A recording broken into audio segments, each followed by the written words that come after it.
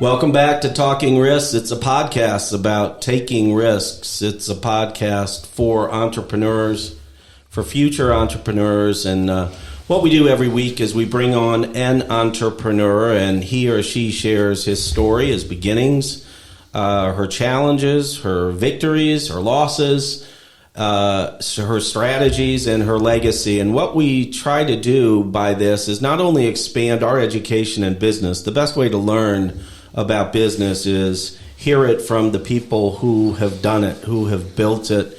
But we also hope to provide some motivation for you, whether you're an existing entrepreneur or a future entrepreneur, to build your legacy. And that's Talking Risks. So little introductions first. My name's Eric Reese. I happen to be a lawyer, and I own a law firm called Aspen Legal. You can find that on the web at aspenlawteam.com.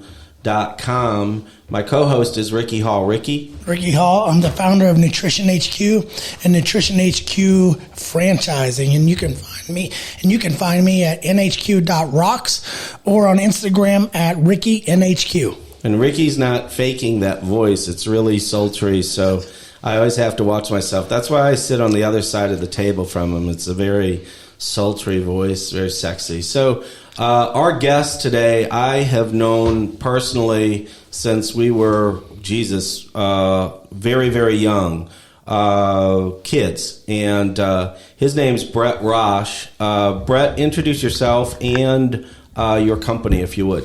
Hi, I'm Bret. Our company is St. Clair Aluminum and Construction Company.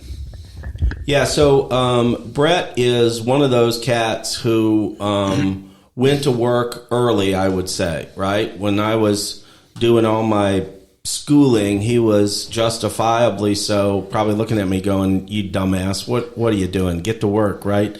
And I think our discussion with him is going to be fascinating. Before we get into Bret, his foundations, his beginnings, and his business, Ricky and I do a hot topic section. Hot topics. My wife, for free. Today we're going to talk about something that a lot of you are going to assume. You're going to jump to assumptions. Oh, well, these guys are a particular way, or these guys are ultra conservative, or what have you. But two things. We always tell you guys to be intellectually honest in your communications, whether they're personal or business. Don't F around, right? Tell people what you're actually thinking. Tell people what your actual priorities are. Don't be like Jeff Bezos, who flip-flops between whether mail-in balloting is good or mail-in balloting is bad, depending upon what he's got to make or lose. Be honest, right? And so we're going to be honest. And our honest hot topic today is about really two things: businesses that take a political stance and businesses that take a social stance. I think a lot of people might believe that those two things are the same things. I don't necessarily know, right? We're so politicized anymore. The Democrats supposedly stand for one thing, the Republicans supposedly stand for another, but I still think there may be a slight difference between taking a political stance and taking a social stance. And you know, it's easy if any of you listened to our last guest, Tim Burt, and he was talking about contradictory advertising, stuff that is memorable, stuff that people talk about for many months or many years to come. Nike and the Colin Kaepernick debacle, or I mean, it didn't hurt Nike, right? They made billions and billions of dollars. Now, whether it was directly related to Colin Kaepernick or not, I don't know, but let me just talk about a little bit my personal experience, and then Ricky and Bret, I'd like to get your thoughts on it. So law firms, right? They always get on a law firm's website other than mine, AspenLawTeam.com, by the way.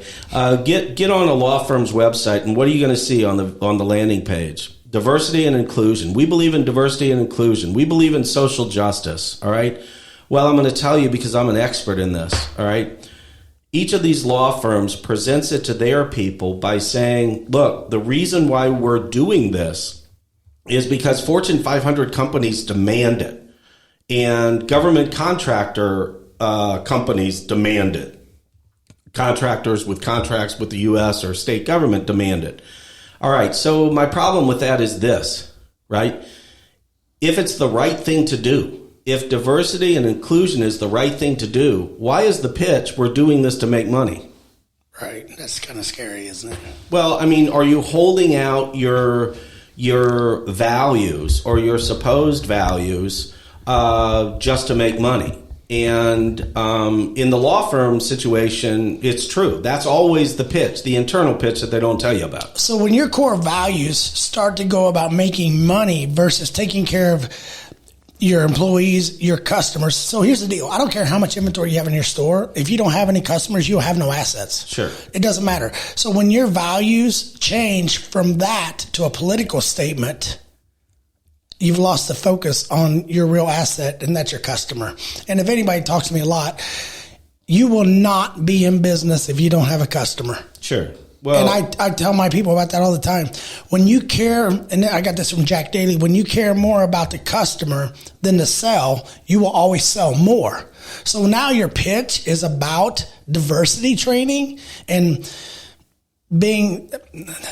So you have good people and you have bad people. So I'm reading. I just read a book by George Mumford. George Mumford is the mindful. I don't know how you explain it, but he basically taught the bulls how to breathe and train, and he basically come under the wings of Phil Jackson.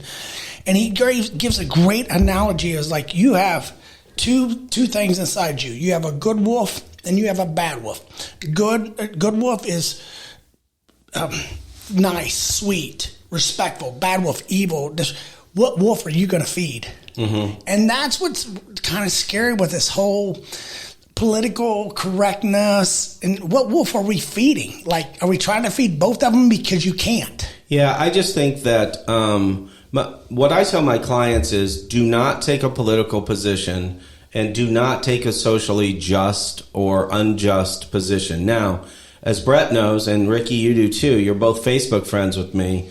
I don't necessarily follow my own advice, particularly when I get pissed off, right? But I don't know that it necessarily serves a useful purpose. I don't know if Nike made a ton of money based upon their Colin Kaepernick ad campaign. I don't know if Chick-fil-A makes all that money because they refuse to open up on Sunday. I think Chick-fil-A makes a ton of money because with respect to QSR, I mean, they're the best in the biz, right? Well, that's what Tim said. Yeah. Do it better. Yeah. And that's what Chick-fil-A is doing right now. They're doing it better. They take care of you, and you walk out of there $50 shy for a family of four for 4 chicken sandwiches. I mean, they got something going on. They've figured it out. Yeah, but like we talked the other day, their touch point from you pulling up to you driving out is all top shelf service. Yeah. For quick service, get out of here. Yeah. That just doesn't happen.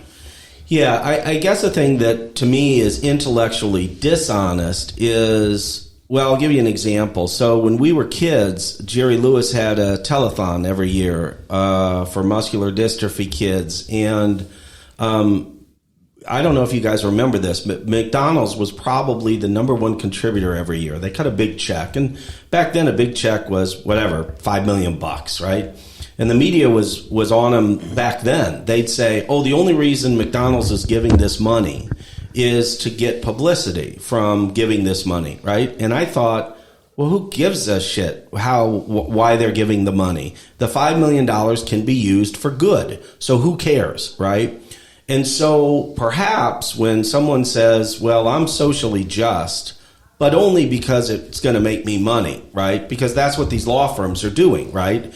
We think we're going to get a Fortune 500 client because we're interested in diversity and inclusion. And by the way, if any listener owns or is a partner in a big law firm, I've been a partner in a lot of big law firms. So you want to challenge me online, you can do that at any time. You know the truth, okay? But the thing is that doesn't matter, right? It doesn't matter your motivation for wanting to promote diversity and inclusion. And I don't know the answer to that, right? But I know that the pitch internally is never because it's the right thing to do. So I see a problem with that, an intellectual dishonesty problem with that. Yeah, I guess I struggle with it's the right thing to do. Is it? Yeah. Is it? Well, I don't know. Do good. Be you. Yeah. Be authentic. Well, that's true too. So most of my clients have feelings like I do. All right, which are not, by the way, bad feelings or good feelings. Okay, but they think pretty much like I do, and that's probably why we get along. That's probably why I have represented people for 20 plus years because we're friends. We've got a relationship. But I'll tell you this, they don't care whether I'm socially just or not, and they don't really care what my political position is. Our relationship goes beyond both. If you provide a great product or a great service, I don't think it matters what side of the table you eat from. Yeah, so I don't know whether promoting it as part of your business... Shouldn't be, in my opinion. That's my opinion. Yeah, is strategic. And I'll use the example of packing a gun. So I have a concealed carry permit, and I carry guns. And I was out on a date with a lady one day, and she goes, I don't like guns. And I was like, all right, I get it. And I said, but if we walked out of here tonight, and we got in a situation, and I'm carrying... you're going to like a gun. Yeah. And she goes, you're right. Yeah. Well, it is interesting that in part because of social media, everybody gets outraged or fake outraged every day about this, that, or the other thing. But, I don't think any of these boycotts work. Well, let's boycott Chick-fil-A because... I'll go buy more. Yeah, they're not open on Sunday, so they must be homophobic and they must be whatever ridiculous.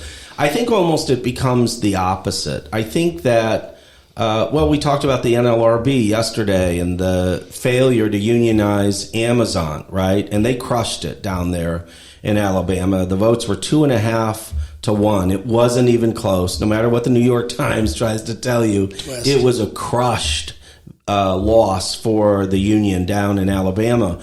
But the thing that is very interesting to me is that I don't believe, the media was saying how Amazon workers had to pee in bottles and poop in bags. I mean, that's actually what they're saying. If you don't believe me, look it up.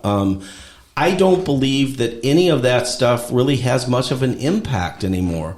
Bret and I have talked about this, that people are headline readers, and they don't read the story. They're just, they're outraged by the headline, and they never read the actual content. And I know that's what the media was going for with respect to Amazon. To what end, I'm not sure, because the media wasn't smart enough to realize that we don't get to vote on the Amazon unionization. It's only the employees down there in Alabama that got to vote. But the thing is that I think that all of these efforts, whether it's, we're a proponent of diversity and inclusion and we believe in social justice, I think it's becoming white noise. And again, that's not a racial statement. Look up white noise. You'll see what I mean. All noise. Right, all noise. I think it's becoming noise like so much advertisement is becoming, like we talked about with Tim Burt. It's just, whatever. Yeah. That people, I'm not saying that people don't care.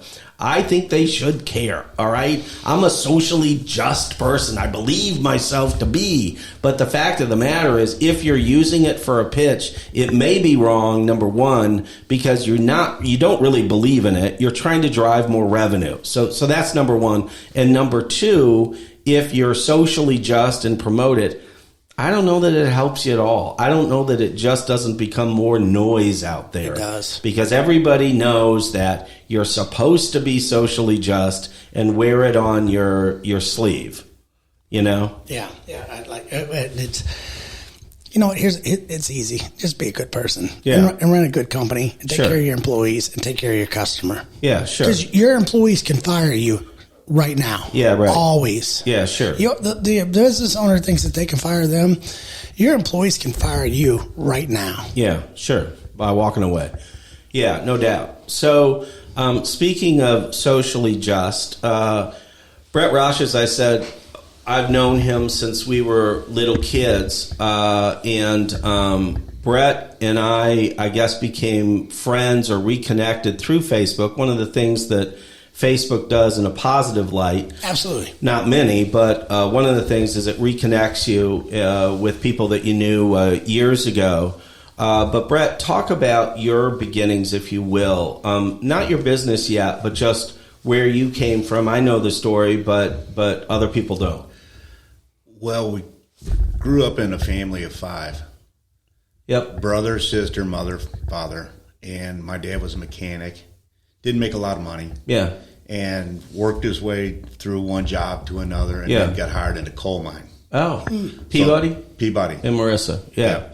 And we started in Freeburg, then went to Marissa. Okay. And then things looked up a little bit. Yeah. But it was poor. Sure. Yeah. And going through school, and I'd work one job, I didn't like it. And if you don't like a job, don't stay. Yeah. You know, it doesn't matter if you make $100,000 a year and you're not happy. Yeah, sure. You'd be better off making $50,000 on a job that you are happy. Yeah, I agree. Totally agree with that. Yep. That's a great statement. Yep. So I met the gal that I ended up marrying, is the hottest chick in high school, and we ended up getting married. Awesome. So I did one job, and I'd stay with it for a year or two, and then I'd go up. And what sort of jobs were you doing? Just whatever was available, or did you gravitate towards something? I worked for J&J Sanitation. Okay. And they had little S10 pickup trucks with dump beds on the back. Okay. So I would run around the neighborhood, pick up trash, load the truck, and then go to the big truck and dump it. Huh. And that's hard. Yeah.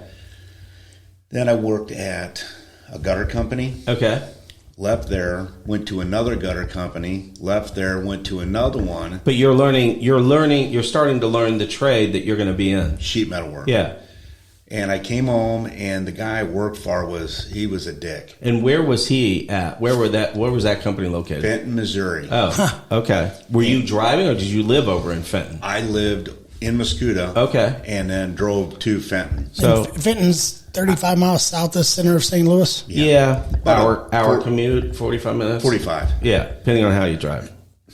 So I worked there, and I got the guy he would call you. They had the phones when they first put them in, you'd have it and honk your horn in your truck. Yeah. So he'd have these phones in there, and then you'd hear you're up on the roof, and you hear, the horns honking, so you got to go down. Yeah. And he would say, "Oh, I just wanted to check on you. I know it's hot. I'm sitting in the air conditioner right now, and I just want to let you know I'm really, you're up on the roof for you." Right. Yeah. Okay. Yeah. Thanks. Yeah. So I think it was February. My third son was born. Okay.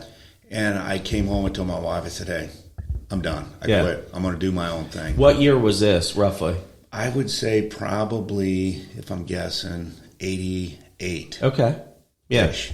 Yeah. 1988. Okay. And I told my wife, I said, "I'm done. I'm starting my own business." Wow. And she panicked. Well, I mean, it's panic time. So I had one. And you got 3 kids. I got 3 and kids. And you're throwing it all in going, hey, I'm getting ready to jump out of this plane with no parachute. And this was in February. So work is slow. I had one concrete driveway set up to do. That was it. That's the only work I had. Well, wait a sec. So when you decided to do business, you were doing gutter work. Was it more, or was it strictly gutter work that you were doing? I was working for a gutter company, but I worked on my own on the side. Oh, so we'd pick up side So work. you did side hustle. I got you. And it wasn't like I was only working for the gutter company. Sure. So I would get off work, and then I would go do a soffit job, or a small roof job. So you already knew that you could sell work. Yes. And you already knew that you could do work. Right. Right. Okay. Every weekend, I had something to do. Okay. So it was time. Yeah. So we got through that spring, and I think we're at like 31 years. Okay. And to this day, we have never had one day off because we didn't have work. And as we were going, when we were young, and my grandma was alive, I always told everybody she was my pimp. Yeah. Because she would sell. Yeah. But you wouldn't make any money. Yeah. Because, let's say Gertie worked at the dress factory. Remember Martha Manning in town? Yeah. Okay, so all these old women worked there, and they made $100 a week or whatever it was. Yeah. And they're on Social Security. They make $600 a month. Have my grandson do it. Yeah. Yeah. Gertie needs her fence fixed. Yeah. And, or Rosie needs this, or, Clara needs that. So you go over there, and they don't have any money. Yeah. So you figure, what your material would be. Yeah. And then try to make some money off of it, Sure. just a little bit. Yeah, sure. And then it got to be where a lot of older women, they'd lose their husband, and they would call my wife and say, hey, I need to get an estimate on my roof. So I'd go out and look at the roof. Well, you go out there and say, well, you know they don't have anything. Sure. So you got to figure out insurance at that point, right? If you can. Yeah. Most of the time you can't because the roof shot. Oh, it's just old. Gutters are falling It off. wasn't like by a hailstorm. It was just, it's all wore out. Just regular maintenance. Yep. And then there was times that we did work for people, and I think like 10 years ago there was an old gal that lived in Fairview Heights, and I think she's still paying us $50 or $25 a month. No way. Interesting. And she sends checks in, and my wife just marks it off. Interesting. So we would tell people, if we go to a job and they say, I got a roof leak, and you go up and the roof is bad. Yeah. And you say, what's your budget? Well, I got like $1,500. Yeah. Okay, well, here's what you do. Yeah. Wait till winter. We'll patch you up now. Yeah. As soon as it gets cold, work gets slow. Yeah. Then what we'll do is we'll send a couple guys out. Right. And myself. Just keep people busy. Right. Yeah. We'll tear the roof off, and we'll figure the labor and material. Yeah. And we really didn't make any money. I was working for wages, but it pays off. Yeah. But you were taking care of the customer. Right. That's what you have to do. That is the key. Well, and so many people are obsessed. How do I back to the complete nutrition franchise that imploded? We were ripping and dipping every customer that walked through the door versus taking care of them, because the money will come if you're doing the right thing. Right. Yeah. Well, it is interesting. So I'm 58, so I've only had to replace one roof, not physically replace it, but have it replaced, other than the rental property down at the lake, which is a different animal. And so I had a company come by, and they said, well, let us inspect your roof for hail damage. And I said, I don't think we've had a hailstorm since I built the house, right? And 10 minutes later, they said, oh, yeah, we got hail damage up there. And they said, we can replace your roof, and you'll be out the deductible, but I don't know, they rigged something that I really wasn't even out my deductible. What's the purpose of the story? Well, there are those companies out there that have figured out insurance clearly somehow, but it's word of mouth. So we got the architectural shingles, and people say, who did your roof? And that's how and out at our neighborhood, there's, 700 houses, and all of a sudden, for 3 years, I see the same people showing up, putting new roofs on. So word of mouth is a big deal in your business. It is. We don't advertise. Oh, wow. So your advertising budget is $0? We have whatever, a one-line little deal in the Yellow Pages. And if we think we're going to have a slow year, she might get one of those little $50 a month deals. But that's no kidding.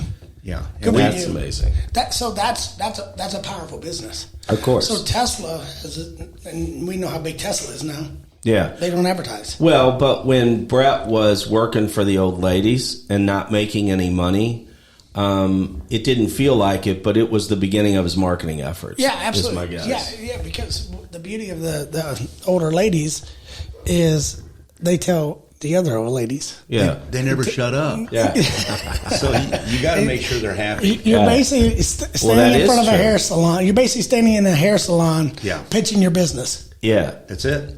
Yeah. Interesting. Great. That's it. Yeah. And so that was in 88 to at what point did you realize that this business can be a big business? Meaning, it ain't old ladies, and I don't have to be the loss leader or the cheapest guy out there.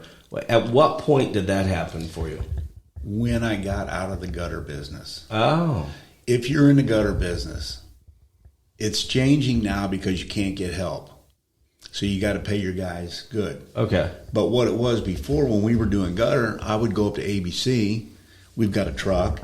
$20,000 truck. Yeah. We got a $10,000 machine. Yeah. $20,000 worth of tools and all the what you need to do the job, inventory. And a guy would pull up in a pickup truck with a gutter machine in the back. Well, you go over and everybody talking while you're waiting for your material, and the guy would say, "Oh, I do 2 jobs a week. I charge this one I'm doing for $800." Right. Well, he's not paying workman's comp. not liability. So he's just lucky that he doesn't get snagged with an injury or an audit or something. Well, he's self-employed. Exactly. So he doesn't have to pay workman's comp. And, well, he doesn't pay it on his workers because he pays them cash.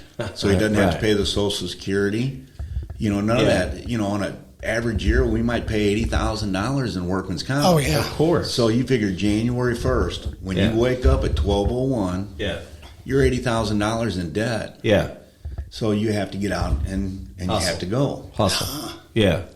Yeah, it is interesting. There are, and my guess is that's a big challenge in your industry. There are a lot of people out there, I suspect, that, Bret says it because he's too kind. He says they don't gotta. Well, they gotta. They just haven't been audited yet, right? They haven't gotten caught yet, right? So, Bret, how many people are on your payroll now? How many crews do you run? We've got, all winter, we kept 30 guys going. No kidding. There's summer, depending on what's going on, we might work 50 to 70 guys throughout the summer. And most of our workers now are Hispanic. Interesting. And we have to do the background check and E-Verify. Yeah. That's how we do it. Yep. Yeah. And to make sure everybody's okay. They work their ass off, too. They work their ass off. Yeah. And you can't get white guys to work like that anymore. They don't work like we did when we were kids. Interesting. Isn't that sad? It is sad. And, well, the government's paying them to sit at home right now. Absolutely. Yeah. And why should I work when I'm making $900 a week on unemployment? We talked about this at the lake. I mean, the lake is a great place, and we do quite well down there, but Lake Lazy is a very real thing, right? And I'll go down there and be doing something on one of the houses, and I'll hear a roofing crew, okay? 9 times out of 10, they're Hispanic. Absolutely, yep. And they're working from first light until when the sun goes down. Right. They get it done. Yeah. It's like I'm fortunate enough that my son, if people have listened, but my son owns one of my stores, and he's a hustler. And I remember having this conversation with my mom because I've always been, get your ass up and go to work. Let's go. We're going to do something. And he was getting ready to go to college. And my mom was like, I want to take him over to Quincy and have him lay on some mattresses, for his dorm room. I'm like, what? I'm like, no. I was like, there's a mattress in the garage. You can take the mattress in the garage. I was like, Mom, I'm not raising a P word. Mm-hmm. I'm raising a son. Mm-hmm. He's going to go to college, and he's going to piss, shit, and drink. And that mattress does not need to be sleep number 88. Right. Yeah. So, the thing is we've coddled so many of these young kids that they're not willing to go rip a roof off. Right. Well, and I know I'm guilty of it. I know Bret isn't because I know his kids work. Well, and I go back and I can look, and if you guys want to challenge me on this, I'll show you pictures. I've got a picture of Tyler sleeping in the back of his nutrition store. Yeah. Because he wants to be there at 9 a.m. the next morning because a snowstorm's coming in, but he wants to be open. Yeah.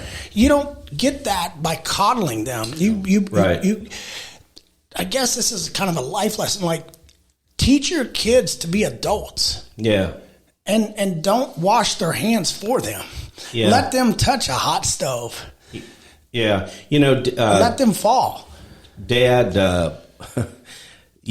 always had chores for us to do. And if we were out of chores, he'd tell us to go out and pick up sticks. All right? So the Reese kids would be out there picking up sticks, and I'm going, what the hell are we doing picking up sticks? It's like, well, Dad says you got to go pick up sticks, right? My kids have never picked up sticks. In fact, if I went home and I said, hey, get out there and pick up sticks, they'd go, I don't even know what the hell you're talking about. Hitler? Right, for sure. So, but we've talked about that is a generational thing, and I'm not trying to excuse myself, but part of it was when I started making money, I saw myself as a provider, right? But where I screwed up was I provided too much in that you can provide for your kids, you can give them everything they need. But that doesn't mean they should just not work. Right. you know? Yeah, and you've got 3 kids, correct? I've got 4. 4. And 3 they work boys in, and a girl. do they work in your company? 2 do. 2. The oldest one and the middle one. And they're hustlers, aren't they? They work hard. Yeah.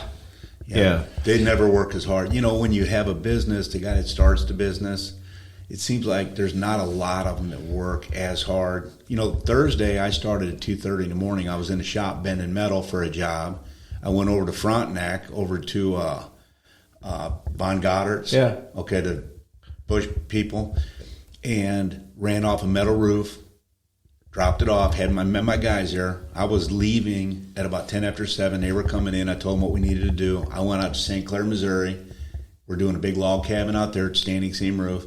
And I got back home, and I called my wife. She had dinner ready at about 7:45. Holy shit. So you got to go. And I don't want my kids to have to do what I did, because it took me away from my kids. Well, so your plan is eventually leave your business to the kids? Yeah. The 2 older ones, and then the 2 younger ones will get a small portion. Yeah. Because they're not involved in the company, but it's still a family business. You going to make them buy it from you, or are you going to? What I'm going to do is get an earn out from them. If you figure what I'm thinking is on my business, a 10-year buyout, at $70,000 a year. Yeah.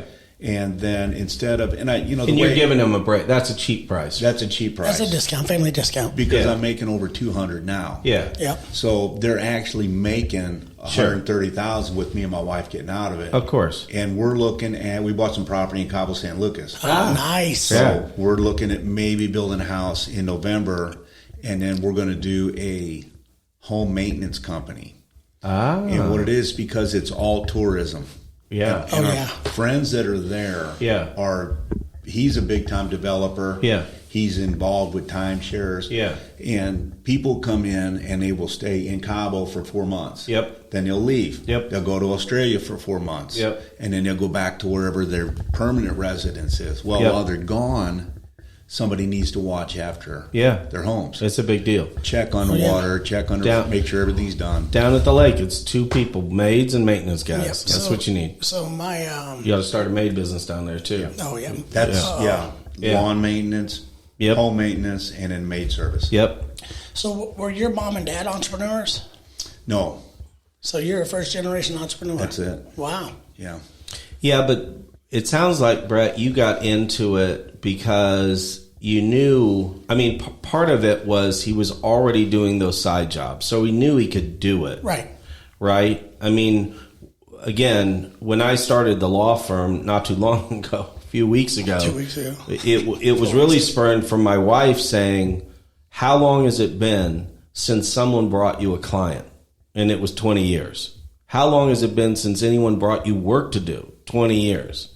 So the question was, why are you in a firm? What exactly are they doing for you? Right. And the answer was nothing.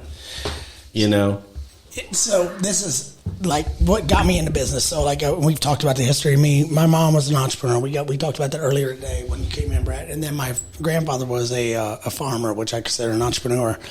But the reason I bought into the GNC franchise is because when I was living in New Jersey, my best friend out there, Jersey Big Jim, we had a friend and his sister was working for this person and he owned a GNC, and she goes, Jim, you and Ricky need to look at this.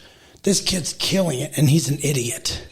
Mm-hmm. That's what put me into it. And that was that one statement made me fill out the application to GNC for the franchise. By the way, you know, we were talking earlier today about the connectivity or the correlation between IQ and success. Remind me what you had said about that. So Jim and his wife, they both have their PhDs in education. Jim is the superintendent out in New Jersey. Shout out to Jim Lavender.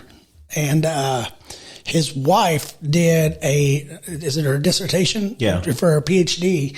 And she studied the correlation between success and IQ, and there's no correlation. Yeah. And what she found out was it's not about your IQ. It's about who you are. How bad do you want it? Yeah. The will, the want. Well, I posted on Instagram today. number one rule in success is hustle, right? Get out there and work. Well, we talked about Tony Robbins being willing to work for the old ladies. Yeah. Because you got a bigger vision.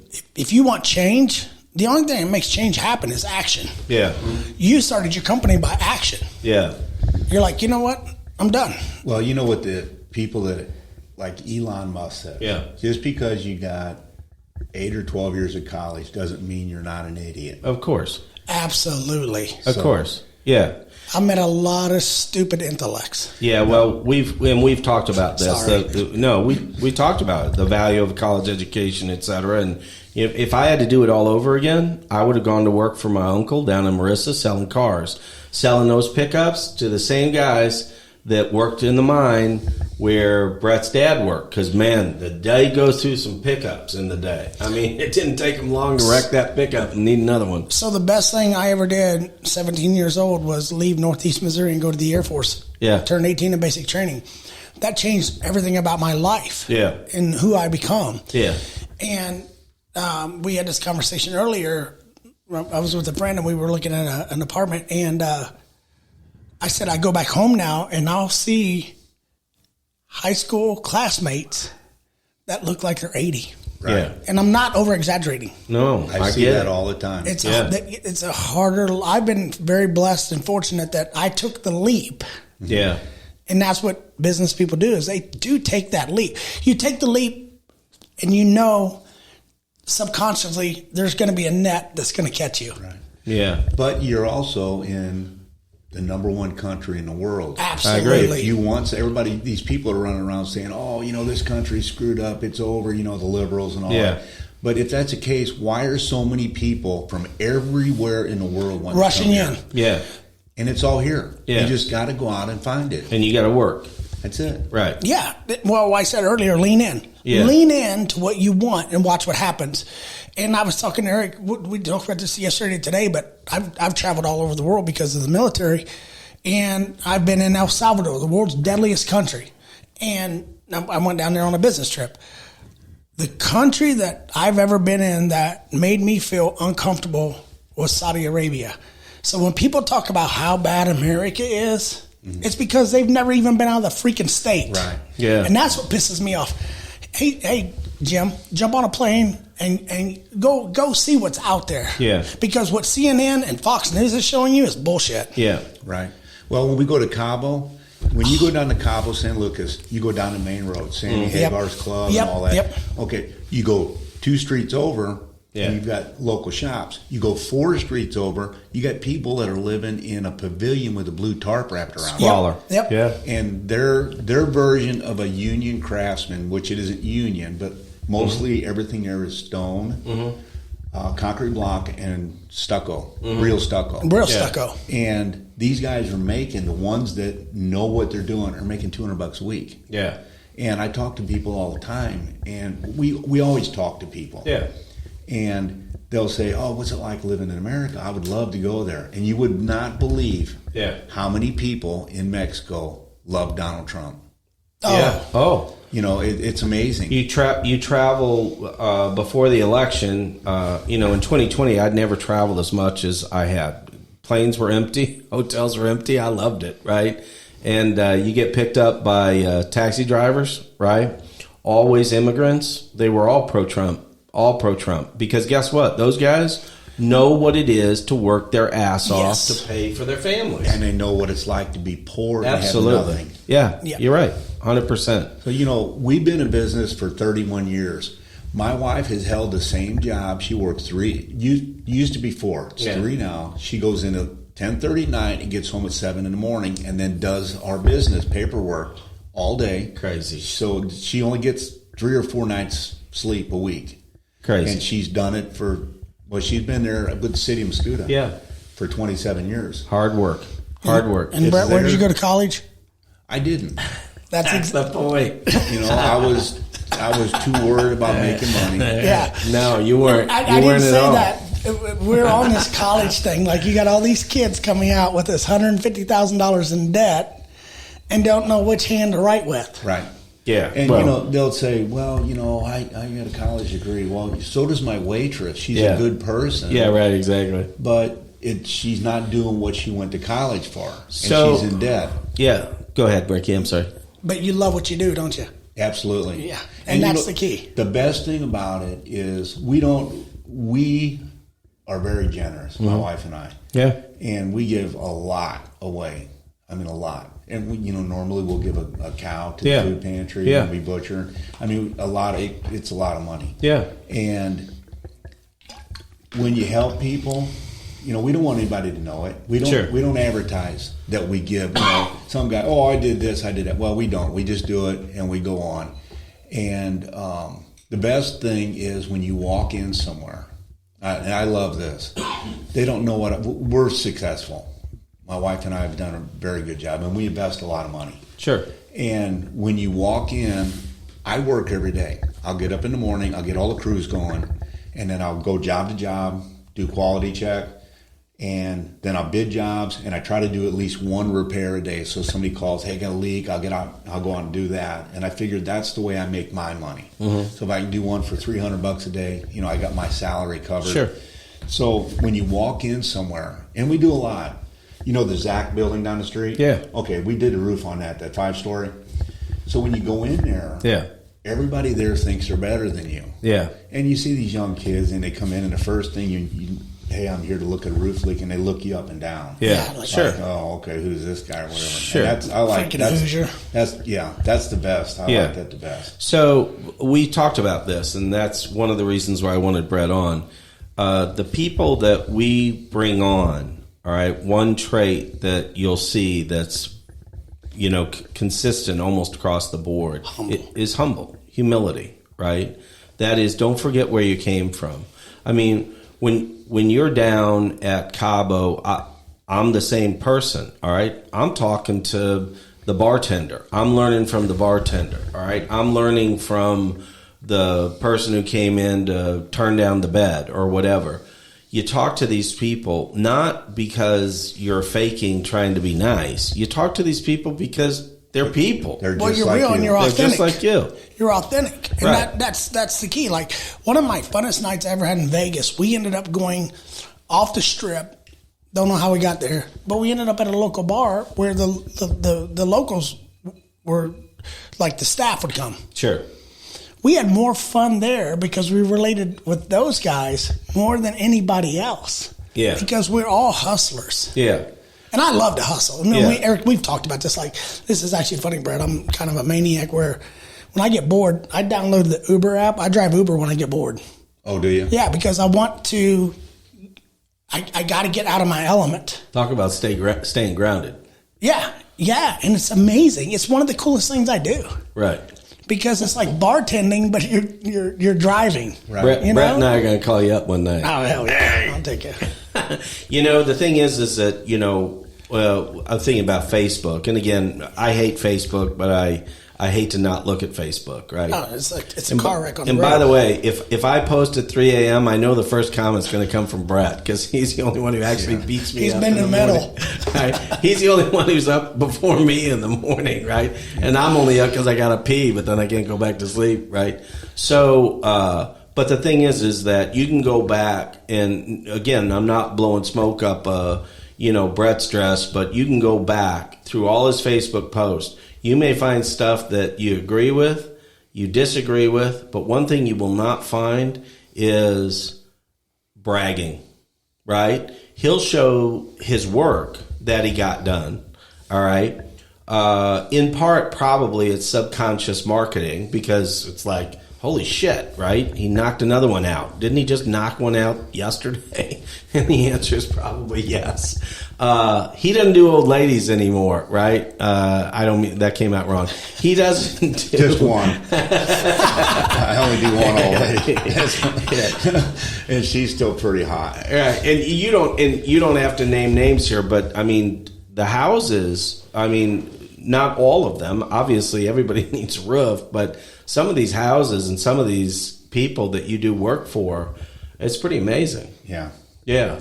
I mean, some folks that are billionaires with a B, right? With a B. Yeah, and that's, from the old lady to the network that he's built, and now everybody knows who he is, and that's who they're going with, which is amazing. Tell us a little bit, Bret, about the union and unionization in your business. Is that a challenge for you or no? The only time we run into the union is on big commercial jobs. And let's say like in Belleville, we used to do work for a company called American Roofing. Okay. And the guy that owns it's not a good guy. Okay. So what we typically do whenever we were on his jobs, he wanted our guys to always wear American Roofing shirts. So that's fine. Well, we kept them. So whenever we go on a job, we know the union is going to get us. I just tell the guys put American Roofing shirts on, and then they call it American Roofing. Love it. And we just, we get stopped all the time. And we just, Roofers Union 1 comes out. But what they're coming out to try to encourage your workers to unionize? How does that work? I don't know how that works. Yeah, they come out and they want to talk and say, hey, and when they come out, my lead guys, they'll say, hey, who do you work for? Well, we work for St. Clair. Oh, man. Tell him he needs to give me a call so we can talk. See, you know what's funny, and I want your input on this. We live in this politically correct society where you can't bully anybody. There's no bullying in school. All lives matter. But yet you have the union bullying, right, picketing, free work. Well, we did the True Value in Muscuda 2 years back. Yeah. And they sent a guy out there with the umbrella and the sign. So isn't that bullying?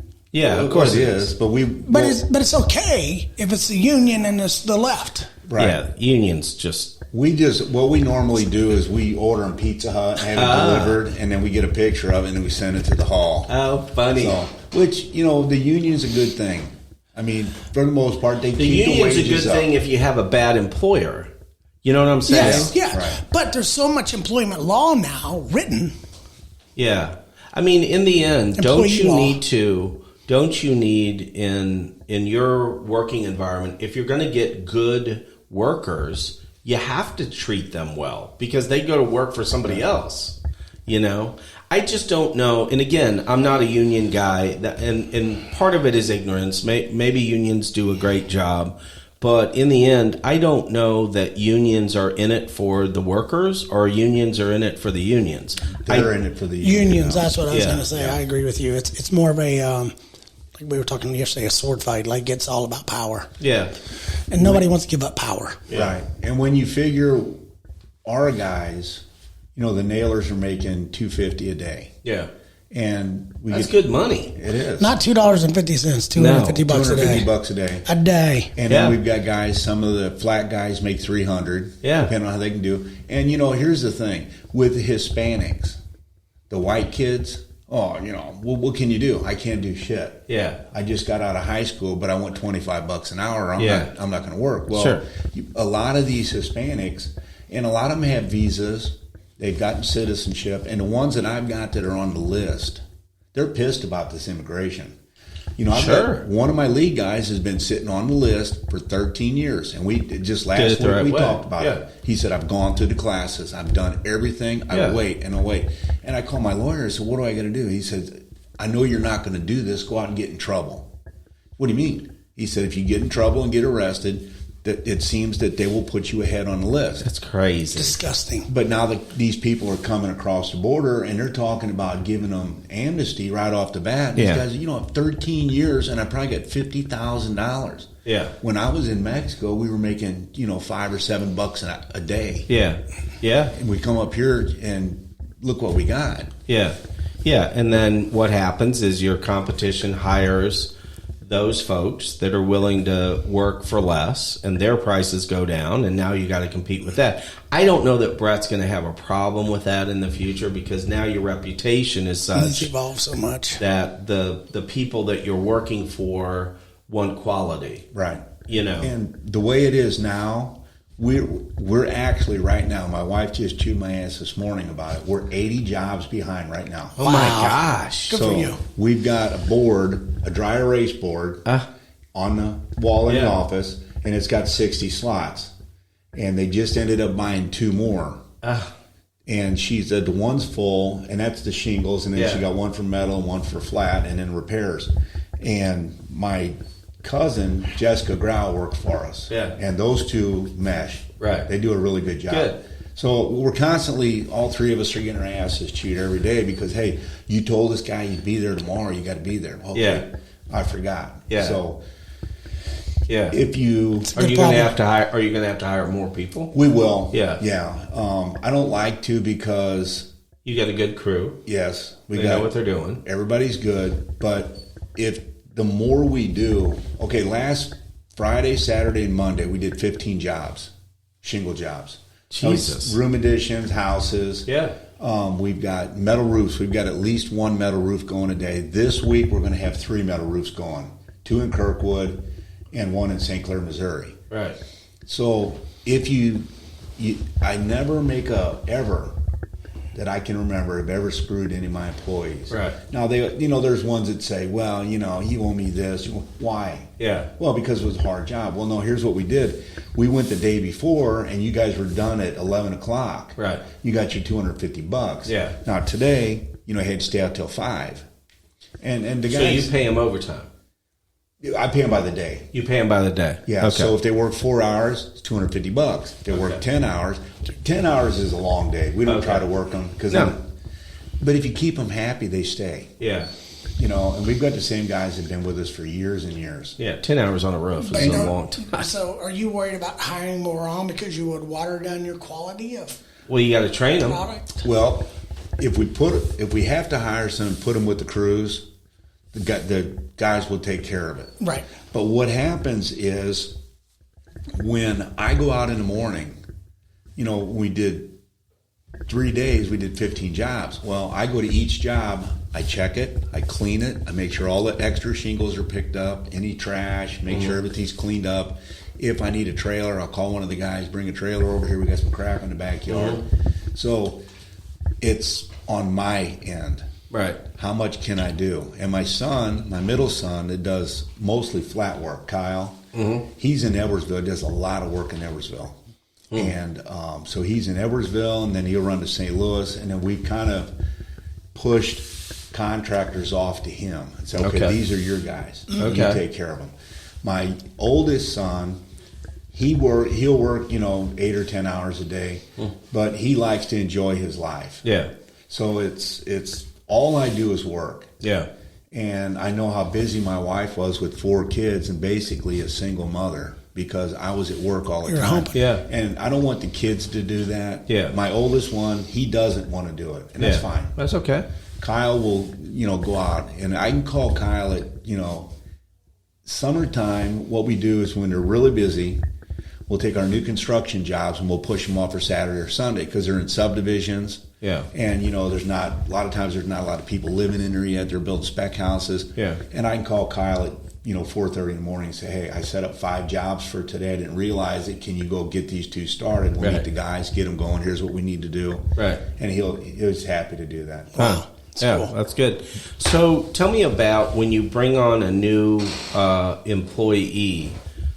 Are these people generally trained? They've got some basic skills, or is the training all on you? They're usually have some kind of skills. Right. And if we have, let's say, 5 guys on a crew or 6 guys on a crew, they'll put him in.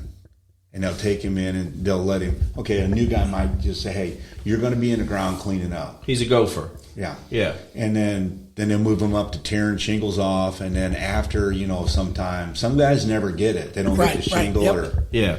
I mean, I would think that whether it's cleaning up or tearing shingles off, I mean, those things about everybody can do. But at some point, right, putting a new roof on, it may look easy. It's a skill. Well, sure. The fucker can't leak. Right. You better be putting it up right. Right. Yeah. Interesting. So there's always going to be in a crew of 6, 2 guys that are really fast at nailing. Okay. And they'll go up, and while the guys are cleaning up, right, you'll have 2 guys cleaning up. Normally, we can back the dump trailers up because we bring a trailer, we do the job, we take everything with us. So it's gone in one day. So they'll back up, tear the roof off, throw it in the trailer, and then you got 2 guys that'll start. Where do you dump that, by the way? Where does that go? We either go to, there's 3 places that we use. Yeah. Lionel Lindsberg or Marissa landfill, right there at 203. Okay.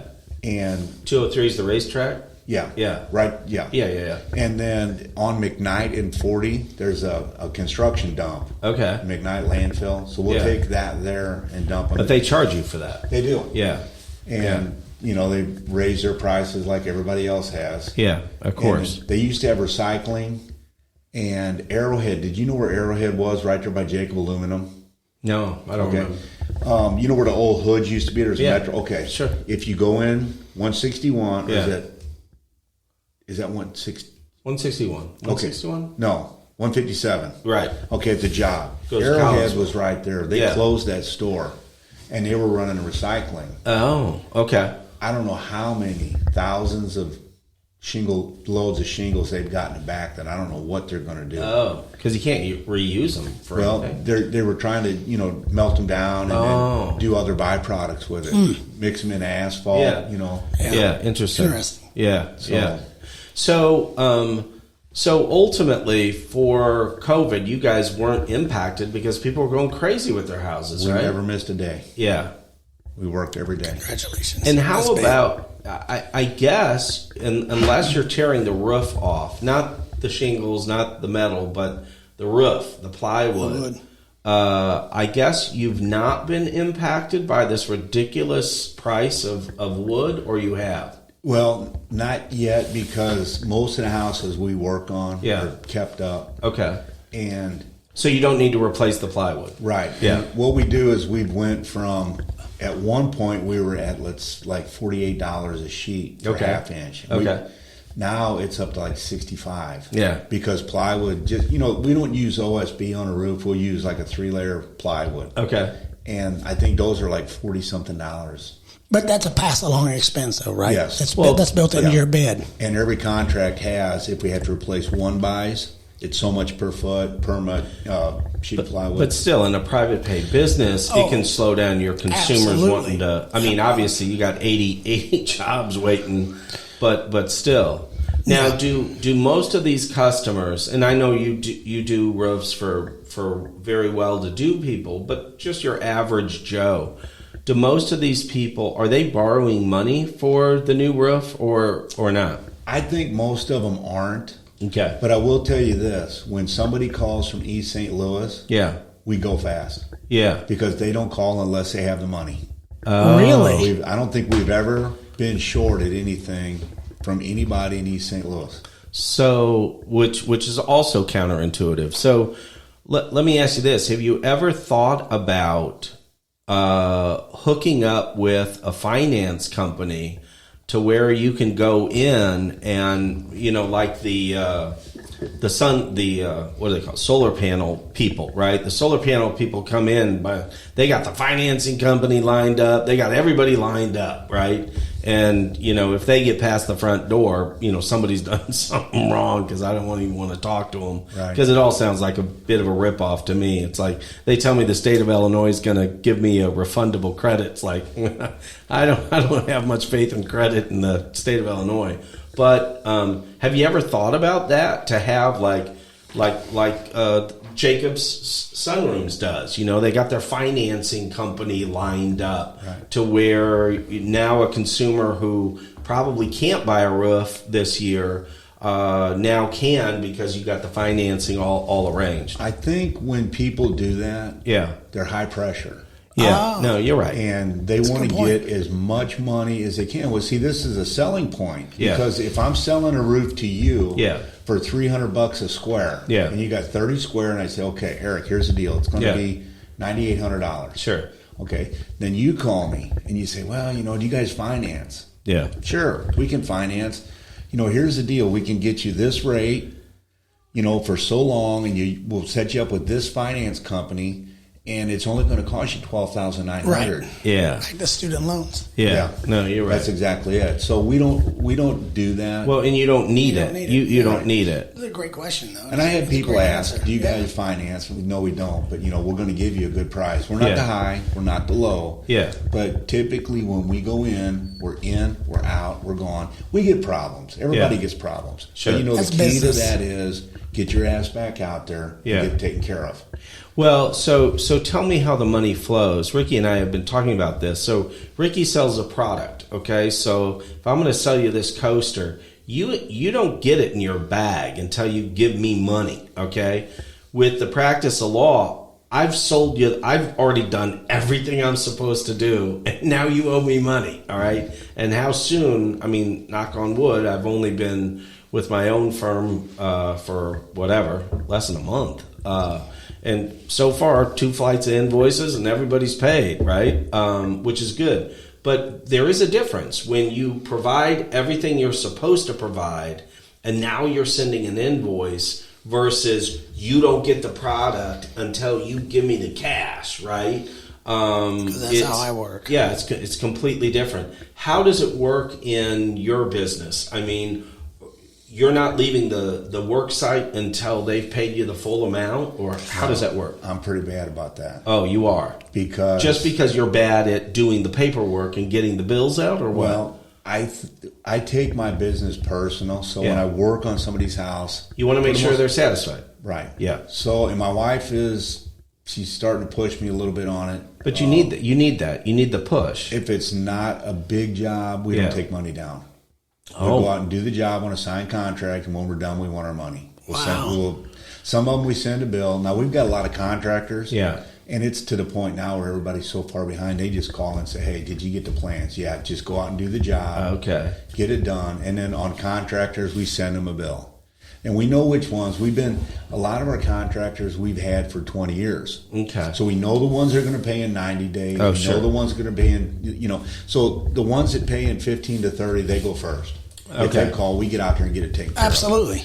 And but with a contractor job, so your client is the contractor and it's not the homeowner. So do you have the homeowner sign something acknowledging that you're doing the work? Because how does that work with a mechanic's lien if somebody rips you off? Well, we've gotten screwed. Yeah. We lose about $40,000 a year on average. And do you ever have to lean up the work? We have. Yeah. I don't like to, because when you do a lien, a lot of times it leads, and I would say we probably do one a year. Okay. Well, we that's write not off bad. some, Yeah. and then about every other year we'll have a court battle.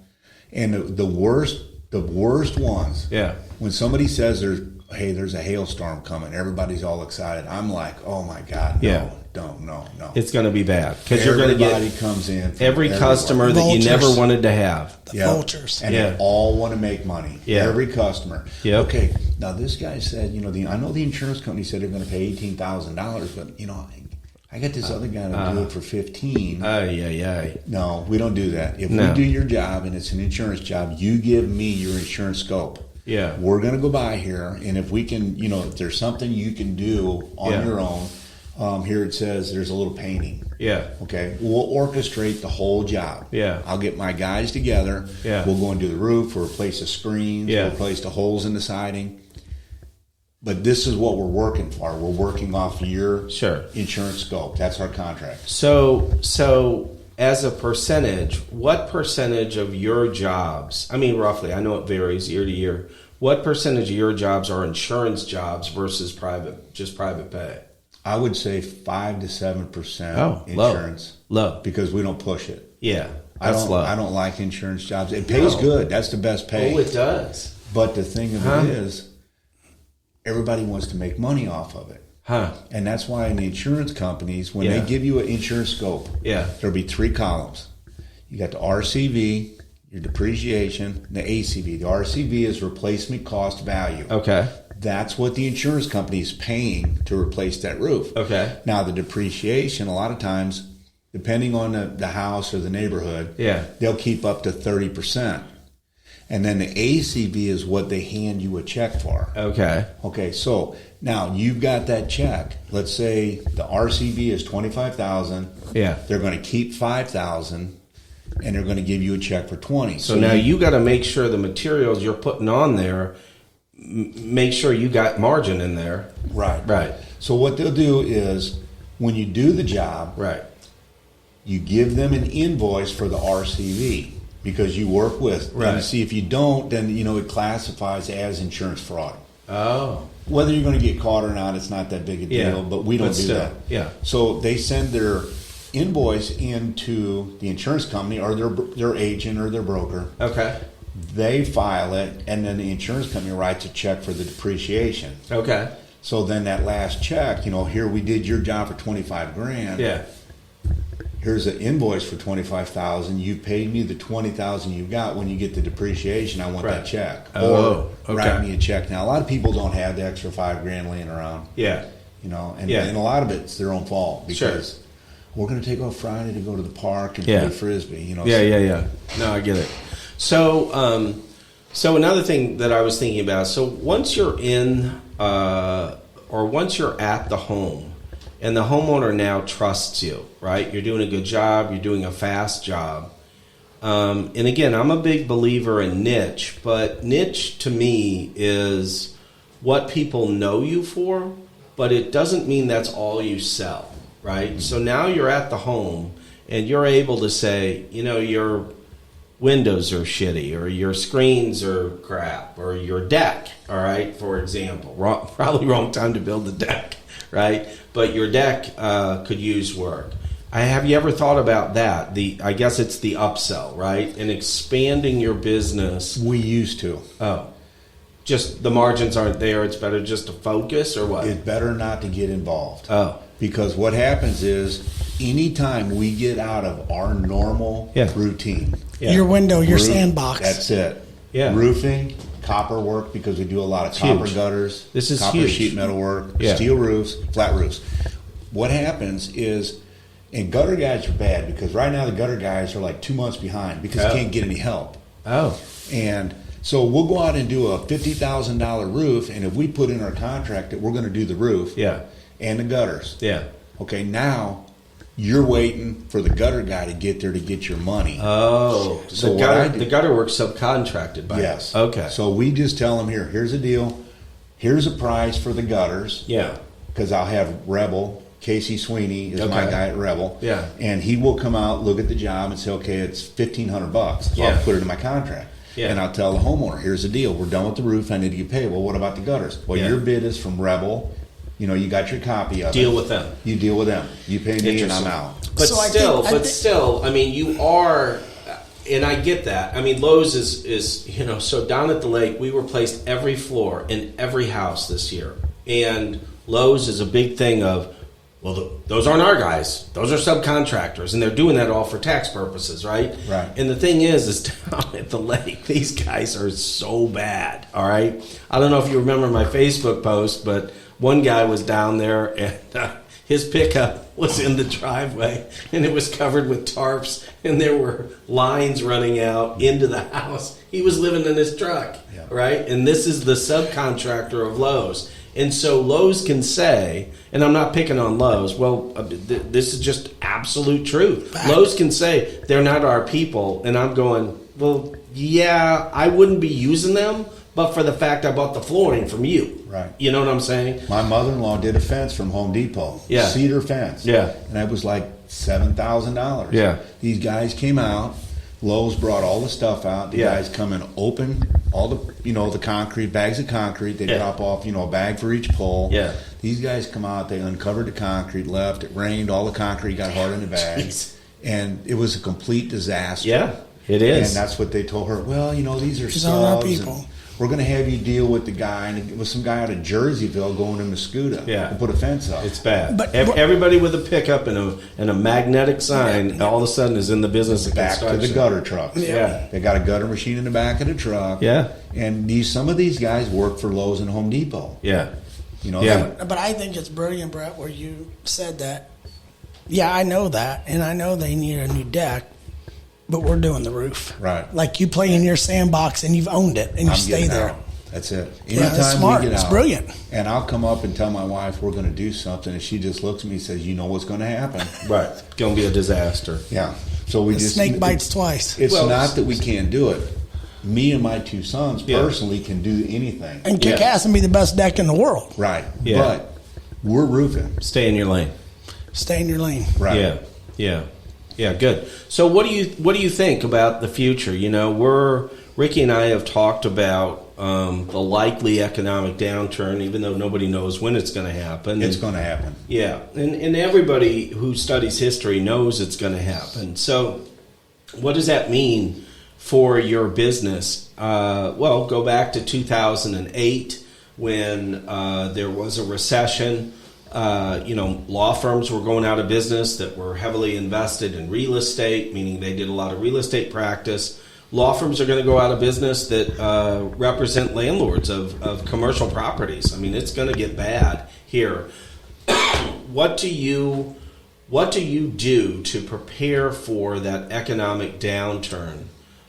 Because I'm going to assume that during that, people are going to spend less on things like roofs, even if they need it.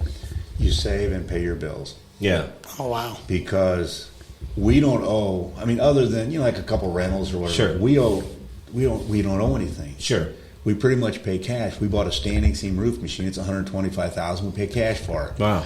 As long as you don't, a lot of these guys will go out and they'll do, and I run into it too. Sure. These, contractors that hire me to put a roof on, they'll get a check for $30,000 and go buy a new boat. Yeah. You can't do that. Right. When I can pick up the phone and call First Federal or Citizens and say, hey, I need $200,000. Okay, sure. We'll have it for you in a week. Yeah. Because they know they're getting paid back. Sure. So you don't get in big debt. Yeah.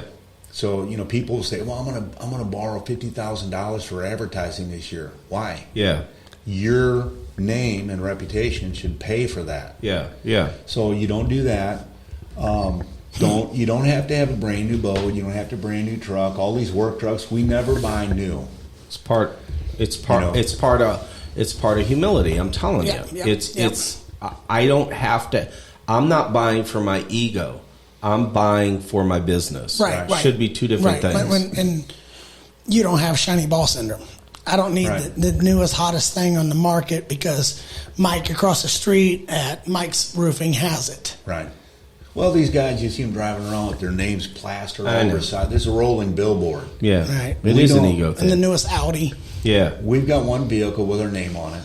And the only reason we got that is because Kyle got pulled over, had a dump trailer, and he was a little overweight. And he said, hey, if you're pulling this, you got to upgrade your plates, and you have to have your name. Now, on the back of our other trucks, we have our roofing license number on the back because that's required by the state.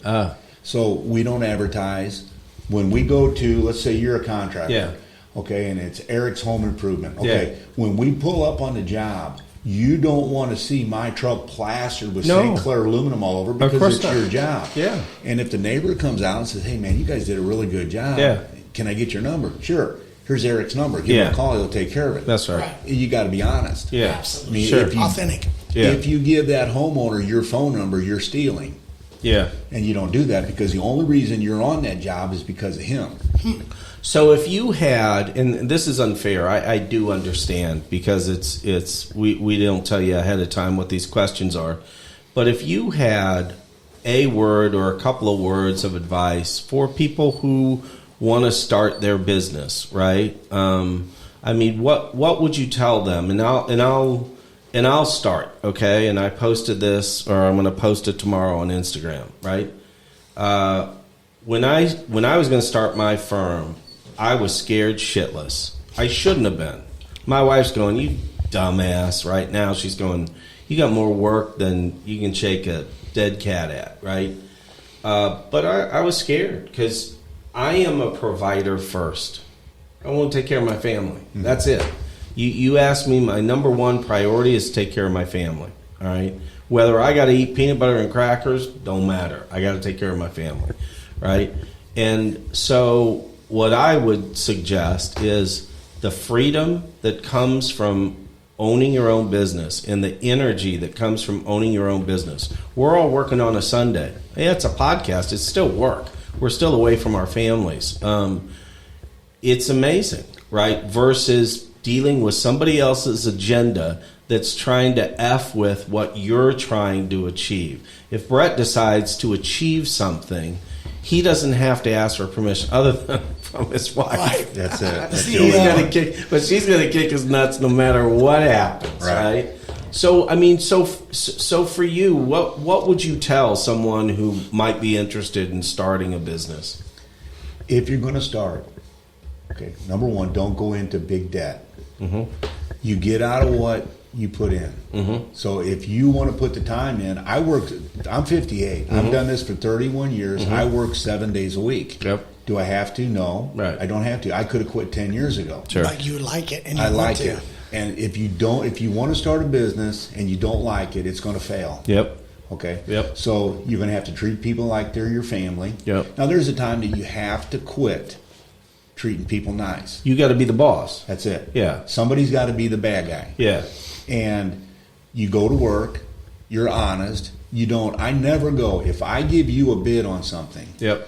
And I get there and I realize I screwed up. That's your loss. That's my loss. Yep. I've never gone back to anybody and said, hey, unless, bad wood or something like that. So you can't change your prices.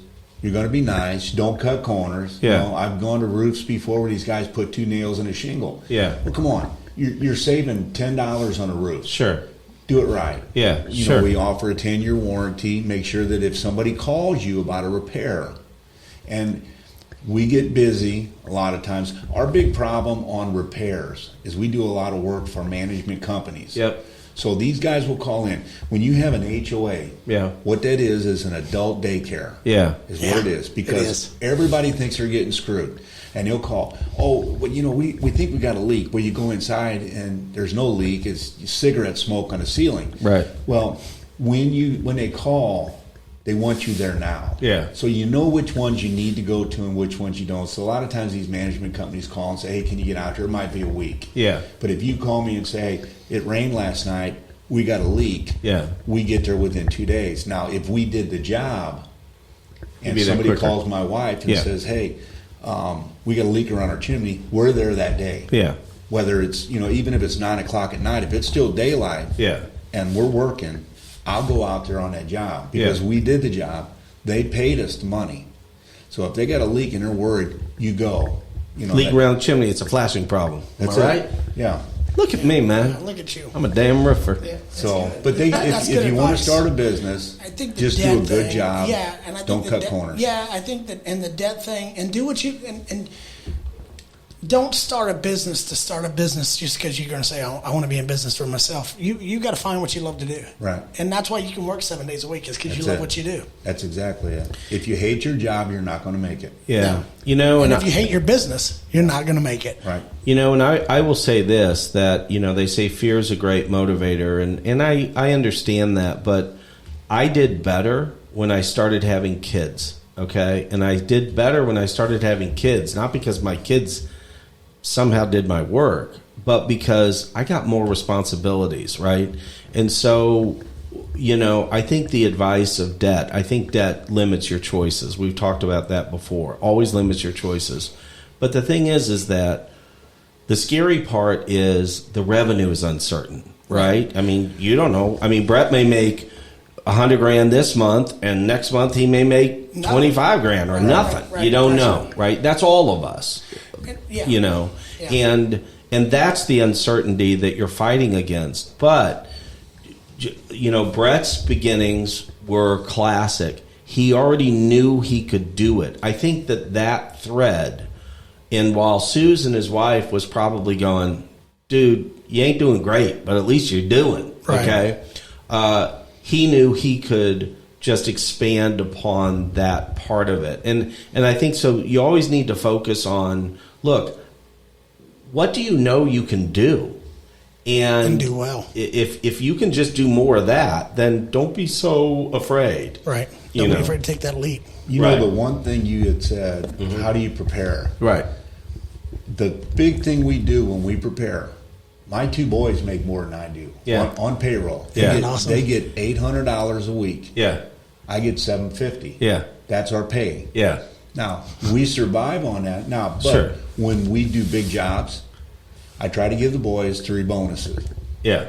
So like the March bonus, beginning of March, was $10,000. Yeah. Middle of summer, they'll probably get a 20. Yeah.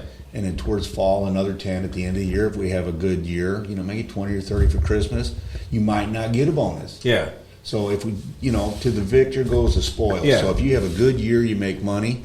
There's years that we didn't get bonuses because work was slow, so we don't take it. What the boys are talking about over beer is a big pop I don't know about is that son of a bitch taking all the profit. Yeah. No, but I'm the same way. And I get it. If you learn to live on $40,000 a year, absolutely, we had this conversation. That's an awesome point, right? And so as these young professionals start making more and more, here's what they do. They let their lifestyle always catch up to their pay, and many times exceed it, right? When the rent-a-centers and the, furniture companies, they're not in the furniture business, they're in the financing business. Electronic companies are not in the electronics business, they're in the financing business. Car dealers, we got one in the family. You think they're selling cars? You don't know the half of it. They're selling financing, right. Okay? And so the huge mistake is always, if I make $100,000, I gotta act like I make $100,000, right. and that's the absolute best advice. Don't let your lifestyle always keep pace with your pay, because right. there's no room for saving. There's no rainy day, fund out there for you. And saving should come from the beginning, not the end. Yeah. And a lot of people basically, let's use your son's $800 they get paid $800 on Friday. They don't spend their money, then save. You save first, right. and then spend, and that keeps you out of debt. And I do the roofing. That's my base. Yeah.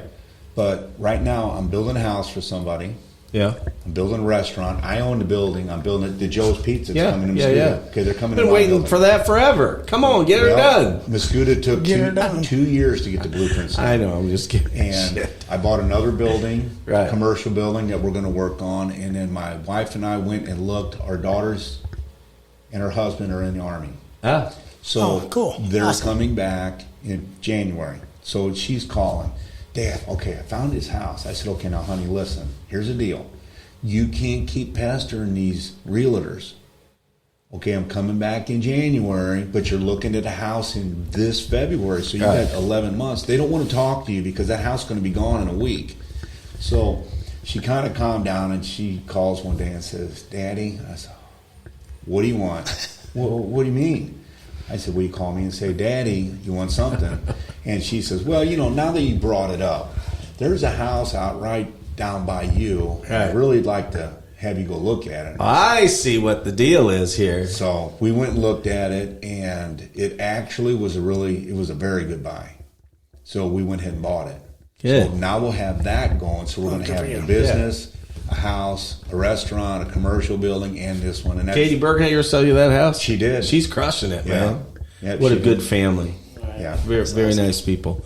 Well, Brett, now, if you don't need the work, I'm telling you, but there may be one day that you do need it. If people are going to find you on the web, how are they going to do that? St. Clair Aluminum.